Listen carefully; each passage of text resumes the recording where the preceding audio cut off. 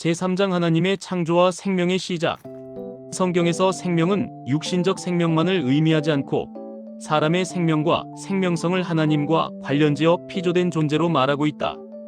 그런 점에서 사람의 생명은 하나님으로부터 부여된 생명이다. 생명의 시작은 영이신 하나님을 떠나서는 설명할 수 없다. 그런 의미에서 성경에서 말하는 생명의 참된 의미는 정도에 있어서 혹은 질적 가치에 있어서 호흡하는 자연적 생명보다 영적 생명을 의미한다. 그렇지만 생명에서 육신적 생명을 배제하는 것은 아니다. 말씀에 따르면 만물의 창조와 이러한 생명의 시작은 하나님의 비밀스러운 경륜과 작정으로 이루어졌다. 하나님은 만물의 창조와 생명을 가진 사람을 통하여 찬양과 영광을 받고자 원하셨지만 세상에 들어온 죄는 하나님의 창조 질서를 깨뜨리고 창조 목적을 훼손해버렸으며 더 나아가 사람에게서 생명을 빼앗는 엄청난 결과를 가져왔다. 하나님의 창조 역사 가운데 가장 중요한 일은 사람의 창조로서 하나님은 만물을 만드시고 그 가운데 자신의 형상과 같은 영적 존재로서 사람을 창조하신 것이다. 하나님은 영적 존재로서 생명을 가진 사람을 통하여 만물 속에서 영광과 찬양을 받으시기를 원하셨다. 여기에 기독교의 목적과 의의가 있다. 창조주이신 하나님은 만물 가운데 특별히 하나님 자신의 형상으로 창조된 영적 존재로서의 사람을 통하여 영광과 찬양, 더 나아가 자신의 경륜과 작정을 성취함으로 세세 무궁토록 영광을 누리기를 원하셨다. 그러나 이 모든 것이 우리의 이해력으로는 알 수 없는 죄로 말미암아 훼손되고 파괴되고 말았다. 이에 우리의 신앙은 이 모든 것을 본래의 모습으로 회복하는 것이며 잃어버린 생명으로서 하나님의 형상을 되찾는 것이다. 우리의 신앙은 죄로부터 생명을 구원하시는 하나님, 우리를 위하여 고난과 십자가의 죽음에 자신을 내어주시고 부활하사 승천하신 주 예수 그리스도 그리고 성령의 인도와 능력으로 천상의 그리스도의 중보적 사역으로 완전한 생명 구원을 믿는 것이다. 성경은 하나님의 창조를 창세기 1장과 2장에서 기록하고 생명의 창조와 관련해서는 창세기 1장 26절부터 28절과 2장 7절에서 기록하고 있다. 창세기 1장 26절 28절은 기록하기를 하나님이 이르시되 우리의 형상을 따라 우리의 모양대로 우리가 사람을 만들고 그들로 바다의 물고기와 하늘의 새와 가축과 온 땅과 땅에 기는 모든 것을 다스리게 하자 하시고 하나님이 자기 형상 곧 하나님의 형상대로 사람을 창조하시되 남자와 여자를 창조하시고 하나님이 그들에게 복을 주시며 하나님이 그들에게 이르시되 생육하고 번성하여 땅에 충만하라 땅을 정복하라 바다의 물고기와 하늘의 새와 땅에 움직이는 모든 생물을 다스리라 하시니라. 창세기 2장 7절은 기록하기를 여호와 하나님이 땅의 흙으로 사람을 지으시고 생기를 그 코에 불어넣으시니 사람이 생명이 되니라라고 말씀하고 있다. 1. 하나님 형상으로서 사람. 창세기 1장 26절부터 27절. 우리는 생명의 시작과 관련하여 창세기 1장 26절 27절에서 생명의 의미와 그 내용을 살펴볼 수 있다. 먼저 창세기 1장 26절은 하나님의 형상인 사람을 창조하기 전에 우리의 형상을 따라 우리의 모양대로 우리가 사람을 만들고라고 기록하고 1장 27절은 하나님이 자기 형상 곧 하나님의 형상대로 사람을 창조하시되라고 기록하고 있다. 창세기의 말씀은 사람 창조와 관련하여 사람을 하나님의 형상이라고 기록하고 있다. 곧 하나님의 형상이 사람이며 사람이 하나님의 형상으로 피조된 것으로 사람은 창조의 순서상 맨 마지막 여섯째 날에 창조되었다. 하나님은 사람에게 필요한 여타의 피조 세계를 첫째 날과 다섯째 날 사이에 모두 만드시고 여섯째 날에 사람을 자기의 모양과 형상대로 창조하시고 생육하고 번성하고 충만하고 정복하고 모든 살아있는 피조물을 다스리라라고 명령하였다. 창세기 2장 7절은 이와 비슷하지만 좀 더 자세하게 하나님의 형상으로 창조된 사람의 특질과 관련하여 더욱 상세한 내용을 기록하고 있다. 창세기 2장 7절은 사람의 외형적 실체가 땅의 흙이며 이 외형적 실체의 생기를 코에 불어넣으사 사람이 생명이 되었다라고 기록하고 있다. 헤르만 바빙크는 하나님이 창조하신 세상의 모든 피조물이 하나님의 전능하심과 그의 모든 생각을 반영하는 계시이지만 그 가운데 하나님의 형상인 사람이 가장 높고 풍부한 하나님의 계시이며 창조 세계의 머리라고 하였다. 그만큼 사람은 하나님의 창조에서 가장 중요한 위치에 있을 뿐 아니라 하나님의 구속 경륜에 있어서도 가장 중요한 요소임을 알 수 있다.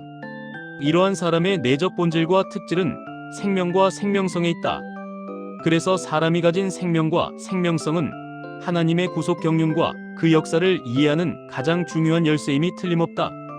하나님의 모든 창조는 자신의 영광과 사람을 위해 만들었으며 사람의 타락은 하나님의 앞에 가장 큰 범죄이며 반대로 사람의 생명을 구원하는 하나님의 구속 역사는 창조의 신비를 이해할 뿐 아니라 온 세상을 향한 하나님의 작정하심을 이해하는 가장 중요한 일이다. 그런 점에서 사람의 생명과 생명의 회복을 이해하는 것은 하나님의 구속 경륜과 기독교의 본질을 이해하는 것과 같다. 사람은 하나님의 형상이고 하나님의 형상이 곧 사람이다. 그래서 사람을 알 수 있는 가장 분명한 열쇠는 하나님의 형상이란 개념 이해에 있다. 창세기 1장 26절과 27절은 2장 7절처럼 하나님께서 사람을 만드신 과정에 대해서 알만한 단서는 찾을 수 없지만 하나님께서 사람을 지으시려는 계획과 목적 같은 내용을 기록하고 있다. 이렇듯 같은 주제를 다루면서 그 내용에 차이가 생기는 것은 기록자가 말하려는 의도나 초점, 강조점이 다르기 때문이다. 그렇다면 창세기 1장 26절, 27절에서 강조하고자 하는 것은 무엇인가? 그것은 첫째, 누가 사람을 창조하셨으며 둘째, 지음을 받은 사람은 어떤 존재인가 하는 것이다. 창세기 1장 26절, 27절은 하나님께서 창조하셨다라는 언급을 3번씩이나 반복함으로써 사람을 창조한 분은 바로 하나님이시다라는 사실을 강조하고 있다. 다음으로 창세기 1장 26절, 27절은 사람의 창조와 더불어 하나님의 창조 역사를 기록함으로써 창조주이신 하나님과 그 가운데 최고의 피조물인 사람을 기록함으로써 기독교의 본질적 가치가 창조주 하나님을 알고 최고의 피조물인 사람을 아는 일에 있다고 말하고 있다. 하나님의 최고의 피조물인 사람은 세상의 모든 피조 세계와 관련되어 있다. 그런 점에서 하나님의 형상으로서 사람을 올바르게 이해하는 것은 기독교의 본질적 가치와 하나님의 구속 경륜을 이해하는 토대가 된다. 우리가 이러한 하나님의 원대한 구속 경륜과 기독교의 본질로서 사람에 대하여 알기 위해서는 우선 우리를 창조하신 하나님이 우리에 대하여 어떤 분인가라는 속성을 이해할 필요가 있다. 그러나 여기에서는 글의 전개상 하나님의 속성에 관한 내용은 생략하기로 한다. 둘째, 우리는 기독교의 본질과 하나님의 구속 경륜을 이해하기 위해서는 하나님의 형상으로서 사람을 정확하게 이해할 필요가 있다. 창세기 1장 26절의 형상과 모양, 곧 첼렘과 데무트라는 단어에서 첼렘은 구약에서 17번 나타나는데 주로 신체적 형상을 언급할 때 사용한다. 어원적으로 하나님의 형상에서 형상이라는 단어는 히브리어 첼렘으로 자르다, 베다라는 의미이다. 모양은 데무트로 비슷하다, 유사하다라는 의미가 있다. 그러나 이 두 단어는 이러한 어원적 차이에도 불구하고 전통적으로 상호 호환해서 사용된 것으로 이해하였다. 특히 개혁파 신학에서는 창세기 1장 26절에 나오는 형상과 모양이란 단어를 동해 반복으로 사용하였다. 이러한 주장의 근거는 성경에 기록된 용례를 통하여 잘 알 수 있다. 즉 창세기 5장 1절은 사람의 창조를 하나님의 모양으로 창조되었다고 말한다. 반대로 창세기 9장 6절에서는 사람을 하나님의 형상이라고만 말하고 있다. 이러한 용례로 보건대 창세기 1장 26절의 형상과 모양이라는 단어를 동해 반복적인 의미로 해석하는 데에는 큰 무리가 없다. 또한 창세기 1장 26절의 형상과 모양 사이에는 접속사가 없다.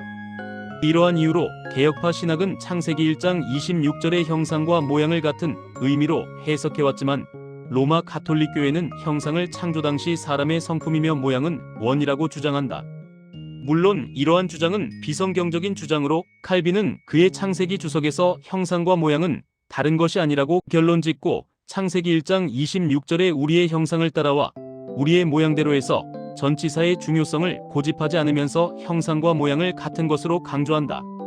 히브리인들은 간혹 한 가지 사실을 강조하기 위하여 두 단어를 쓰는 대구법의 형식을 사용한다.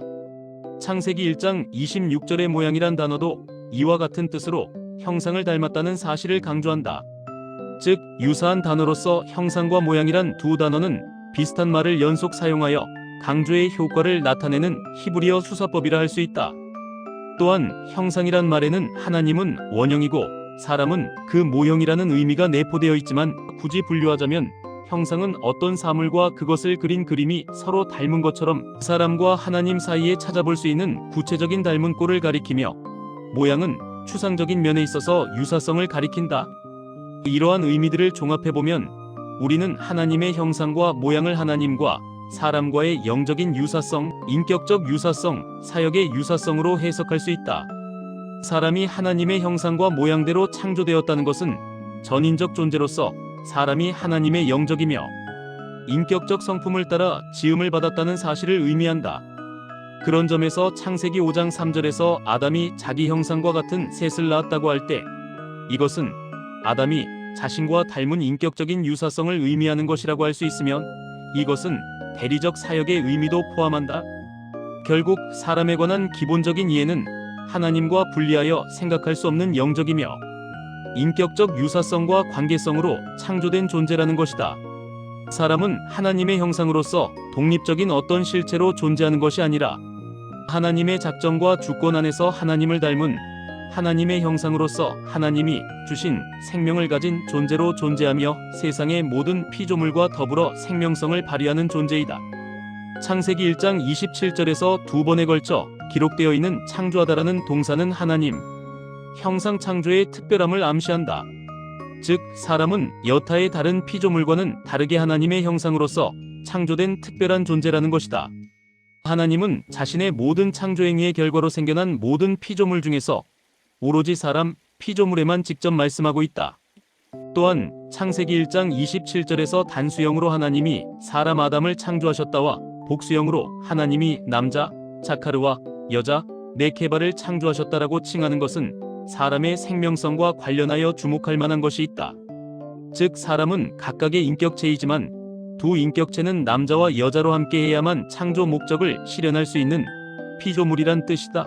창세기 1장 27절에 남자와 여자를 창조하였다 해서 창조하다, 바라라는 단어는 칼동사 형태에서 오직 하나님의 창조행위만을 위하여 사용하는 단어로 완전히 새로운 존재, 무에서의 창조를 의미하는 것으로 어떠한 존재도 간섭하지 못하는 하나님의 단독적인 창조행위를 의미한다.